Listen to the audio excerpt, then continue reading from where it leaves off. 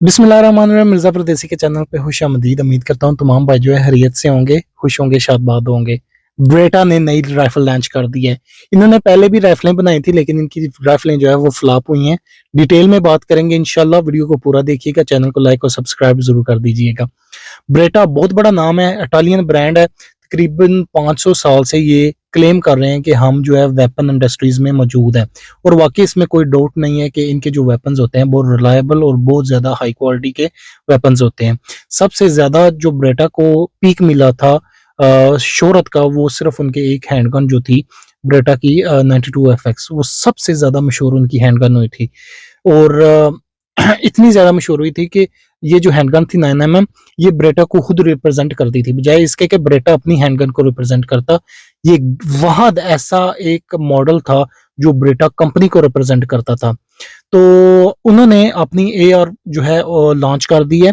पहले भी इन्होंने अपनी राइफलें बनाई हैं लेकिन वो इतनी फेमस नहीं हुई। अब मैं आपको बार बार कहता हूँ कि आने वाला जो दौर है ये AK का दौर नहीं है, आने वाला दो AR का दौर है, M4 का दौर है, अमेरिकन वेपन्स का दौर है। हर कंपनी कोशिश कर रही है कि वो किसी ना किसी तरीके से कोई ऐसी लुक दी जाए जो M4 की तरह लगे, AR-15 की तरह लगे। तो उसकी वजह ये है कि उनको पता है कि अगर हम इसको टैक्टिकल AR-15 की लुक देंगे तो हमारा वेपन बिकेगा। कोई भी कंपनी AK-47 की लुक नहीं देती अपने वेपन को। तो यही गेम जो खेली गई है ब्रेटा की तरफ से, वो खेली गई है कि उन्होंने अपने नए फंक्शंस के साथ, जिसे शॉर्ट स्ट्रोक ऑपरेटिंग सिस्टम जिसे कहा जाता है, नए उसमें और फंक्शंस डालने हैं। आपने एक राइफल लॉन्च की है जिसका नाम उन्होंने नार्प रखा है, NARP। असल में ये एक प्रोग्राम था, एक रिसर्च प्रोग्राम था ब्रेटा का, इटली में। उन्होंने अपने काम का, आपको पता है कोई भी चीज़ बनानी होती है पहले उस पर रिसर्च की जाती है। तो उन्होंने एक रिसर्च कंपनी जो है वो हायर की थी जो इस पे काम कर रही थी एक प्रोजेक्ट पे, जो उस प्रोजेक्ट का नाम ही नार्प था। नार्प का मतलब है न्यू असॉल्ट राइफल प्रोग्राम। तो जब इन्होंने राइफल जो है उसको तश्कील दे लिया, ये तकरीबन मैं बात कर रहा हूँ कोरोना से पहले की, 1 साल पहले की, 2018 की बात है, इन्होंने ये प्रोजेक्ट जो है वो लॉन्च किया था। तो जब राइफल जो है वो अप्रूव होगी गवर्नमेंट की तरफ से, ब्रेटा की तरफ से अप्रूव होगी, तो जब उन्होंने इसके नाम का ब्रेटा से कहा कि आप इस राइफल को क्या नाम देना चाहते हैं, तो उनको नाम नहीं मिल रहा था कि हम इसको कौन सा नाम दें। तो उन्होंने जो प्रोग्राम होता था जिसका नार्प प्रोग्राम का जो प्रोजेक्ट का नाम था, वही राइफल को दे दिया, बजाय इसके कि उसको प्रोग्राम करते उसको आखिरी लफ्ज को प्लेटफॉर्म में कन्वर्ट कर दिया। राइफल का पूरा नाम है जी new assault rifle platform. Short stroke rifle है और फुल टैक्टिकल AR-15 की तरह इन्होंने लुक दी है इसको। और पूरी एसेसरीज जो है गन की वो AR-15 की है, कैपेबल है। M4 AR-15 की मैगजीनें इसको लगती हैं, हैंड ग्रिप, हैंड गार्ड वगैरह। इसका जो बट स्टॉक है वो मैकपोल का, या जो भी AR-15 की एसेसरीज होती हैं वो आप इसको लगा सकते हैं। कुछ चेंजिंग इन्होंने की हैं और आपको यकीन नहीं आएगा कि ये चेंजिंग जो है ऑलरेडी एग्जिस्ट करती हैं अमेरिकन कुछ ब्रांड्स में। इन्होंने दोनों साइडों पे वही मैगजीन रिलीज बटन वगैरह दे दिया है। बोल्ट कैच जो होता है, बोल्ट रिलीज बटन जो होता है वो दे दिया दोनों साइडों पे। एक साइड पे लीवर दे दिया है जिसे बैड लीवर। मैकपोल एक्सटर्नली एक डिवाइस बना के बेच रहा है, वो इन्होंने इंटरनली दे दिया है। सबसे पहले जो मुझे इस राइफल को देख के लगा वो ये था कि ये शायद कोई बैरेट ने नया मॉडल लॉन्च किया है, लेकिन फिर मुझे लगा शायद कोई सिग सॉर की कोई राइफल है, लेकिन मुझे यकीन नहीं आ रहा था कि ये ब्रीटा की राइफल है। तो उन्होंने तकरीबन 3-4 किस्म की राइफल से जो फंक्शंस होते हैं वो इकट्ठे करके अपनी एक राइफल में डाल ली हैं। वंस अगेन बताता चलूं, ये short stroke piston operated weapon है। AR-15 की एसेसरीज इसको लगती हैं।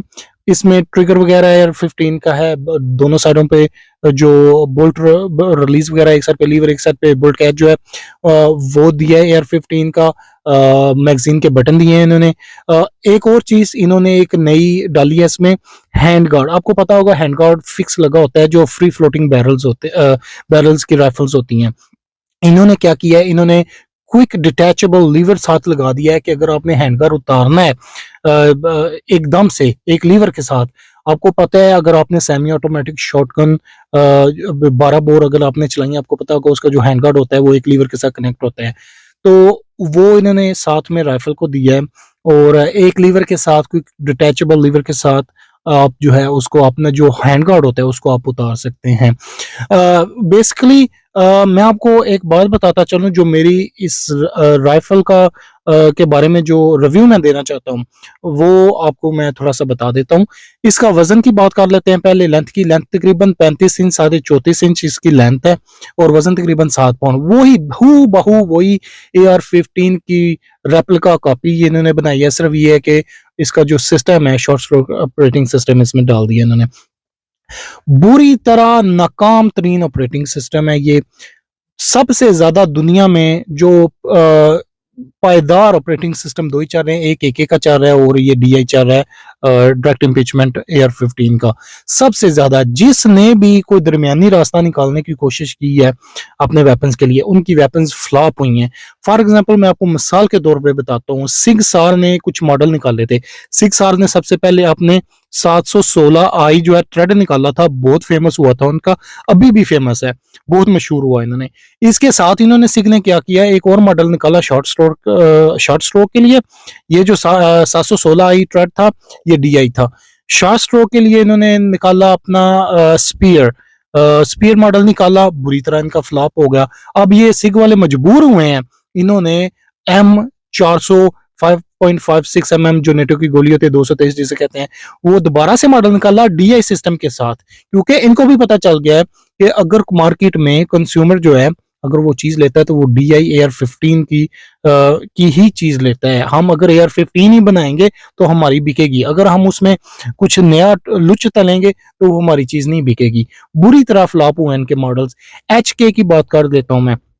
416 HK 416 जो नई नई आई थी वो अमेरिका में DI थी, लेकिन बाद में इन्होंने उसको भी शॉर्ट स्ट्रोक किया। जब उसको शॉर्ट स्ट्रोक किया तो उनकी राइफल इतनी नहीं बिकी जितनी पहले दूसरी राइफल जो है वो सेल हो रही थी। 416 जिस तरह पहले अर्ली मॉडल जो अर्ली वर्जन था वो सेल हुआ था। तो बाद में इन्होंने MR556 भी निकाला, MR762 भी निकाला, 762 भी निकाला, बुरी तरह फ्लॉप हुए हैं। बहुत महंगी गने हैं। चीज महंगी होने का मतलब ये नहीं होता कि वो गन जो है वो अच्छी भी होगी, डिपेंड करता है मार्केट में कंज्यूमर जो है वो उसकी डिजायर क्या है। तो जितने भी इन्होंने ये जो स्कार है, ब्रेटा का मैं बता देता हूँ। ब्रेटा ने अपना एक गन निकाली, वो मोटी सी गन, उसका नाम मेरे ख्याल में ARX नाम था उसका 200। वो FN की कॉपी थी, लेकिन उन्होंने वो मोटी सी बना दी, ऐसे लगता है वो FN राइफल जो बर्गर पिज्जे खा खा के मोटी हो गई है। बुरी तरह फ्लॉप हुई उनकी राइफल। वो भी शॉर्ट स्ट्रोक पिस्टन ऑपरेटेड जो है वेपन था, लेकिन अब इन्होंने दोबारा से लॉन्च किया short stroke operating system AR-15 की लुक में, कि शायद हमारी AR-15 लुक देने की वजह से हमारी राइफल बिक जाए। नहीं बिकेगी भाई, पिट जाएगी।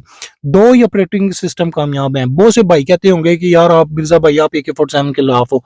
मैं आपको बताता चलूं, यहाँ पे 1000 दफा AK-47 का ऑपरेटिंग सिस्टम, जिसे लॉन्ग स्ट्रोक ऑपरेटिंग सिस्टम कहा जाता है, वो बेहतर है शॉर्ट स्ट्रोक से, क्योंकि शॉर्ट स्ट्रोक के अंदर बहुत ज्यादा छोटे पार्ट्स होते हैं जो मिल फंक्शन कर दें तो पूरी राइफल आपकी बर्बाद हो जाती है, खराब हो जाती है, आपको पूरी राइफल खोल के उसको रिपेयर करना पड़ता है। लेकिन जो लॉन्ग स्ट्रोक AK का सिस्टम वो इतनी जल्दी खराब नहीं होता। उसका जो पिस्टन बोल्ट के साथ लगा होता है, पीछे रिकॉइल स्प्रिंग होता है, वो ऑपरेट करता है। 3 पुर्जे होते हैं, गिने चुने, आप उनको चेंज भी कर सकते हैं। वो बहुत कामयाब है। तो ये जो शॉर्ट स्ट्रोक वाले राइफलें बना रहे हैं, ये बुरी तरह पिटने वाली राइफलें हैं, कोई इनको नहीं खरीदता। सबसे ज्यादा अगर कामयाब है तो वो AR-15 का DI ऑपरेटिंग सिस्टम जो है गैस ट्यूब वाला, वो कामयाब तरीन है। और मैं सजेस्ट करूंगा अगर आपने राइफल्स लेनी है, वो उसका साइकिल स्मूथ है, उसका ऑपरेटिंग सिस्टम स्मूथ है, इजी टू रिपेयर है। ये जो शॉर्ट स्ट्रोक वाली हैं बहुत ज्यादा डिफिकल्ट है रिपेयर करने के लिए, पूरी गन को खोलना पड़ता है, पूरी गन को खोलना पड़ता है। AR-15 में अगर खुदा ना खास्ता आपने बड़े ब्रस्ट चलाए हैं, 20-30 मैगजीनें निकाली हैं, आपकी गैस ट्यूब फट जाती है। आपने सिर्फ और सिर्फ गैस ट्यूब चेंज करनी है, आपको कोई गन को, कोई पुर्जे को, किसी बोल्ट को कुछ भी नहीं होता। जिस तरह के आज BCG आ रहे हैं, बोल्ट कैरियर ग्रुप्स आ रहे हैं। तो ये जो राइफल है शॉर्ट स्ट्रोक वाली, ये जो ऑपरेटिंग सिस्टम है ब्रेटा ने निकाला है, बहुत ही ज़्यादा गंदा ऑपरेटिंग सिस्टम है। तो ये मेरा रिव्यू था। उम्मीद करता हूँ आपको वीडियो पसंद आई होगी। मिर्ज़ा परदेसी को अगली वीडियो के लिए इजाज़त दीजिए। अपना बहुत ज़्यादा ख्याल रखिएगा। खुदा हाफ़िज़।